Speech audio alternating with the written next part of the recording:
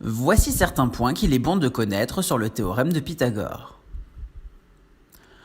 Comme tu peux le voir, à la fin de cette vidéo, tu seras capable de déterminer si un triangle est rectangle ou non, en connaissant les longueurs de ses côtés. Pour bien démarrer, il est nécessaire de connaître l'énoncé du théorème de Pythagore. Si ce n'est pas le cas, il est toujours possible de le retrouver dans la vidéo accessible à partir du lien suivant. Normalement, on sait déjà utiliser le théorème de Pythagore pour calculer la longueur de l'un des côtés d'un triangle rectangle. Il est cependant aussi possible de s'en servir pour savoir si un triangle est rectangle ou non. Voyons comment faire à travers un exemple. Afin de savoir si le triangle donné est rectangle ou non, il est nécessaire de savoir si ses longueurs vérifient l'égalité de Pythagore.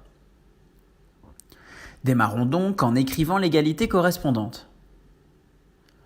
Le côté qui a la plus grande longueur est ici OI. Si le triangle est rectangle, alors ce côté sera son hypoténuse. On doit donc vérifier si OI au carré est égal à OU au carré plus UI au carré. Calculons séparément les deux membres de cette égalité.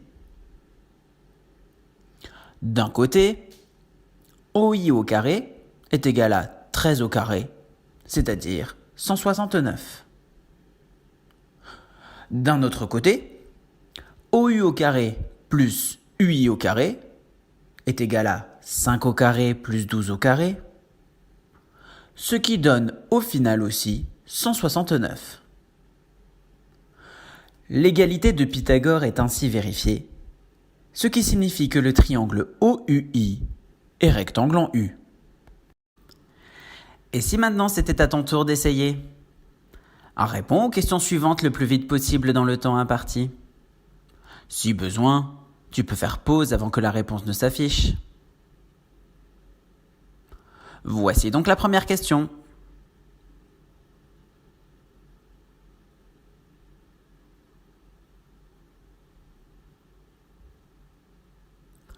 Place à la réponse. Comme dans l'exemple précédent, il va falloir déterminer si les longueurs données vérifient l'égalité de Pythagore.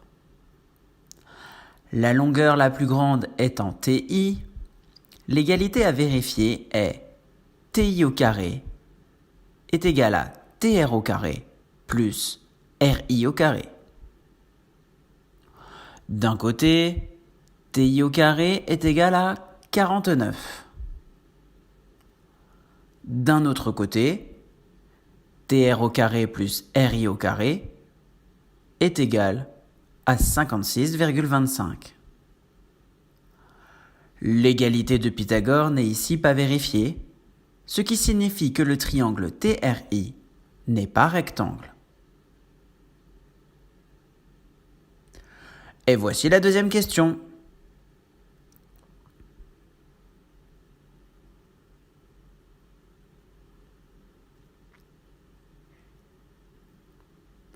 Place à la réponse.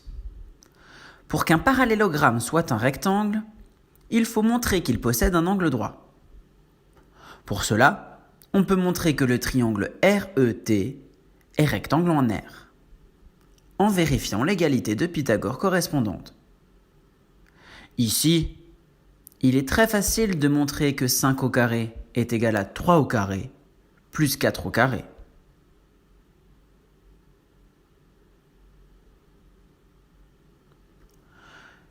Il peut cependant être très intéressant de retenir ces trois nombres qui vérifient l'égalité de Pythagore.